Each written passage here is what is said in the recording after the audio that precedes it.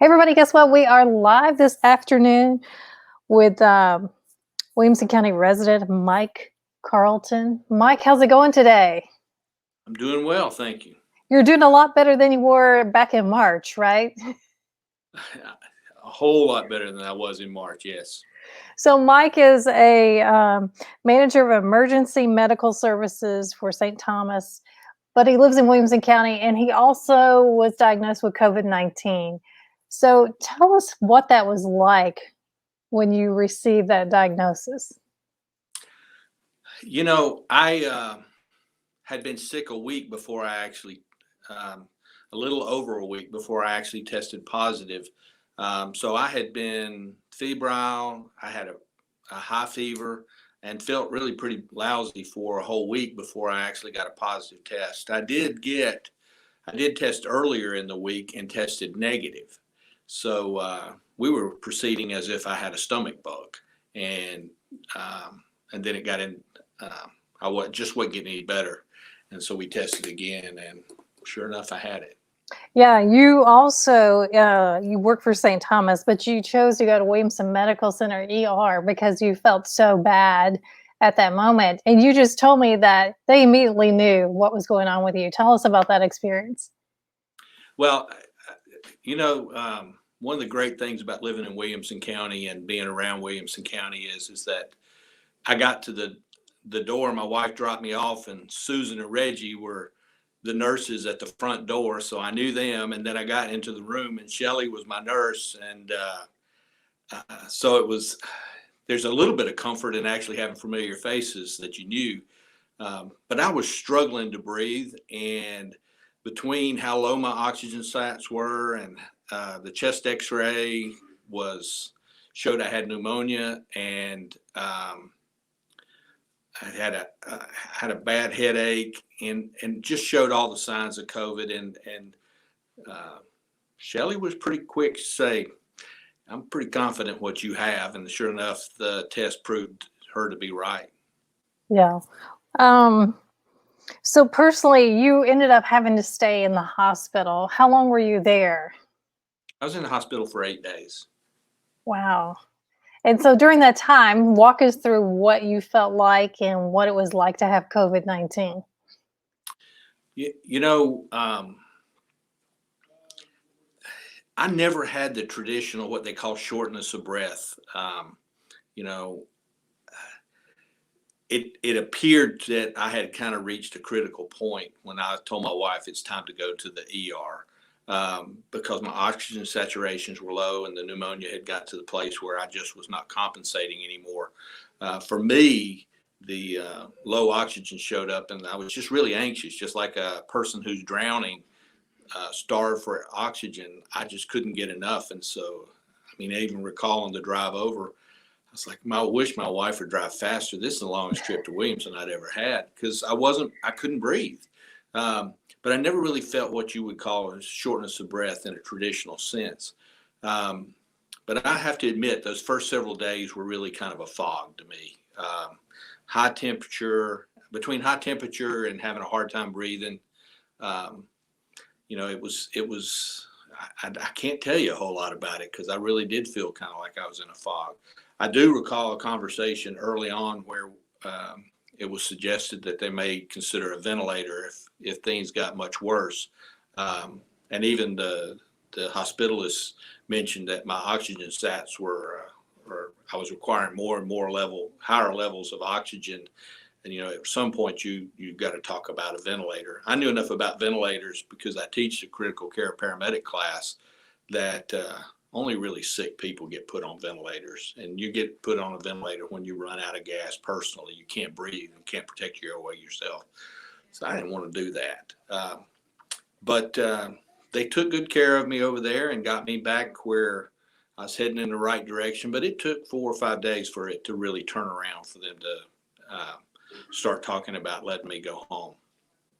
And then when you did finally were able to come home, what did that look like for you and your wife? You mentioned your wife. What was that like coming home?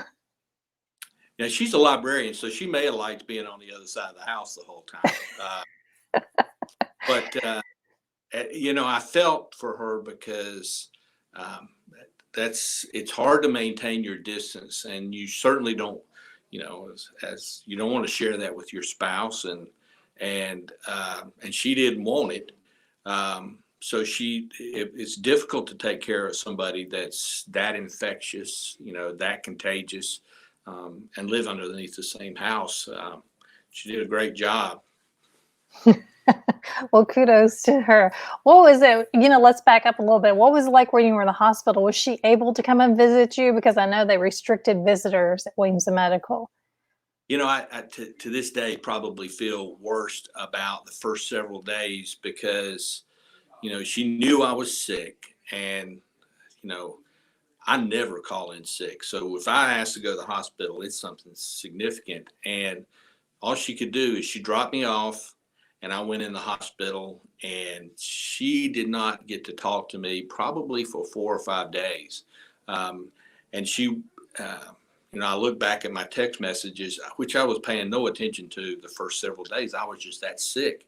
So she had no communication with me at all for probably 3 or 4 days.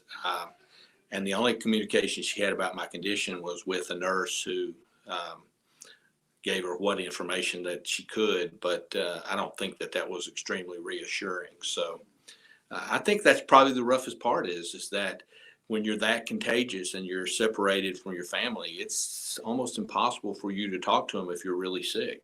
Yeah. Yeah, I hadn't thought about that because you don't feel well enough to talk to them, and they can't even come in just to see you or do a visible check to see how you're doing. Hmm. When you can't breathe, that's your priority right now, not Yeah. answering a text. Yeah. Tell us about, so would you say in your medical and personal experience, this is a very serious disease? It is really virulent.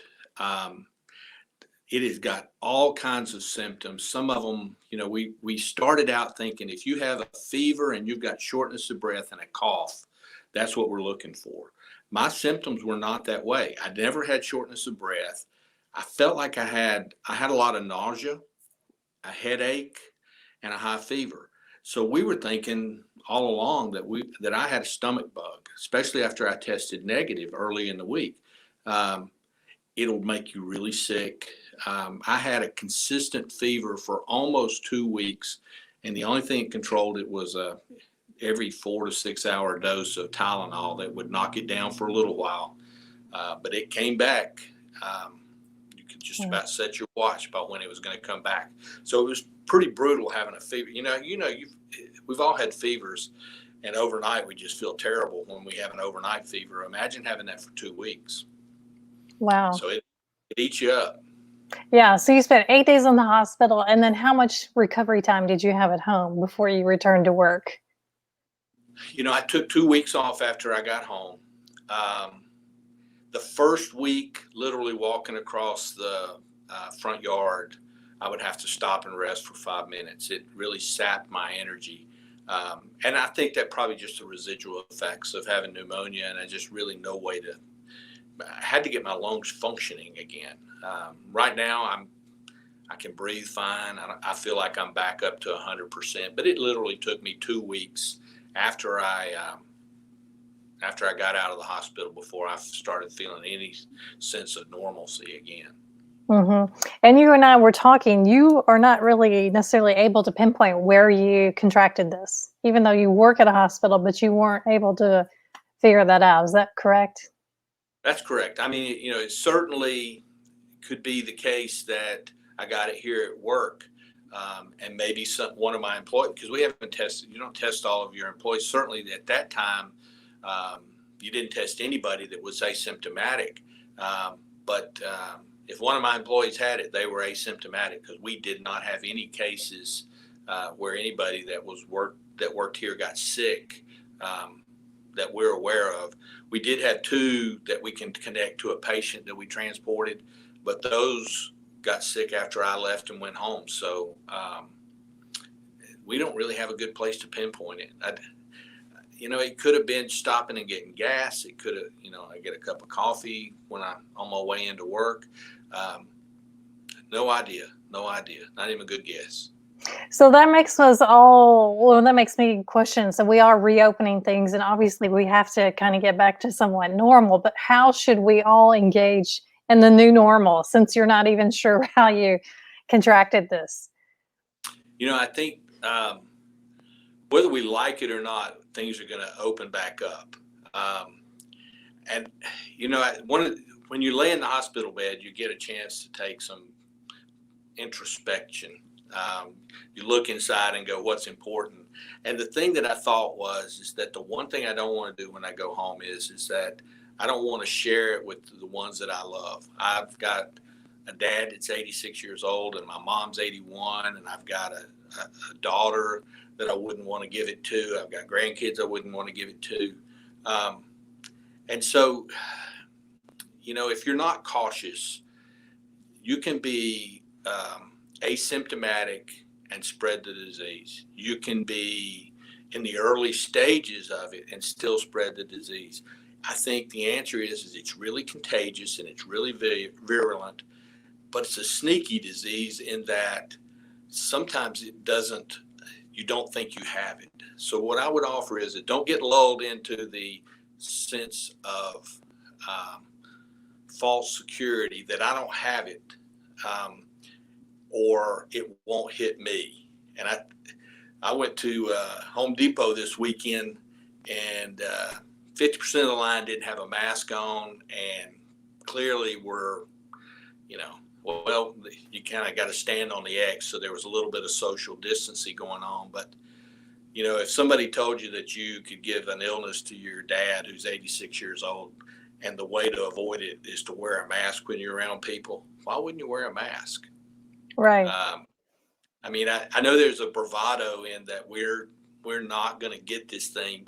And I have to admit, early on, I was probably a little bit that way myself. It probably made me, I probably was less cautious than I should have, and I ended up with it. But I will say this, that is the sickest I have ever been. And I hope to never be that sick ever again. That says a lot. So wash your hands a lot and wear the mask. And I know, you can buy masks now that are kind of cool and fashionable and stuff. So if you don't like wearing a hospital mask, get you a fashionable mask. They make all kinds of them now. I've noticed that. Embellished ones and all different fabrics and interesting. Just make it an accessory. I think that is the one thing that scares me is that our risk of opening up too fast is not as bad if we do it in a smart and well thought out fashion. So if everybody wears a mask when we're in public settings, it doesn't. The interesting thing is that I go to public places and I see people wearing masks, and then I see people in cars wearing masks, and I'm like, so some people are taking it to some extremes, and some are not doing anything about it. I did see that this weekend. I took my daughter for a drive just to get out of the house, and I was like, why are they wearing their car, the windows up, and they have a mask? But that's probably not where you need it. I think you recognize that in large part the reason you wear the mask is that if you're an asymptomatic carrier and then you cough, you have just exposed to everybody that doesn't have a mask on. So when you're standing in line at Home Depot and you're not wearing a mask, you have to hope that the person that doesn't have a mask behind you doesn't cough and isn't infected. So, and really, I told you we were working the homeless shelters and the fairgrounds as part of what we were covering. right. What you find is in those confined spaces, those community settings, it's really contagious and it goes through that population pretty quickly. You see it in nursing homes. You see it in prisons. So when you have in those close proximity to people, have that mask on and wash your hands a lot. Well, that's great advice. Thanks so much for taking time to talk to us and tell your story. Thank you for being an essential worker and helping all of us and your team that is there to keep us safe and healthy. Sure, we're happy to do it. All right. Thanks, Mike. We'll talk again soon. All righty. Goodbye. Bye.